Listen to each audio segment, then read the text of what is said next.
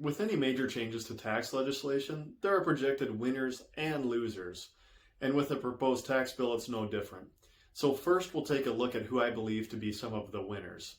Winner number one, the federal government, simply because they are looking at a tax increase and additional tax revenues. Winner number two, I would suggest as those defined as not rich. That's being defined as individuals that are earning under $400,000 or couples earning less than $450,000. They are not the target of this legislation and look to be largely unaffected. Winner number three would be those hoping for a step up in tax basis at death.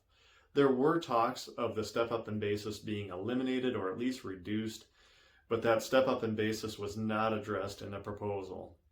Winner number four, any professional that's trying to sort this thing out.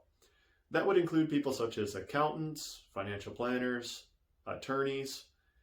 This new bill creates a mountain of complexity that will take some time to sort out. Now on to who I believe will be the losers. Loser number one, married couples. The marriage penalty is back. So keep in mind that the major tax hits kick in around $400,000 for single, but only $450,000 for married filing jointly. So there's a pretty big disincentive, in taxes at least, for two singles earning $400,000 to get married.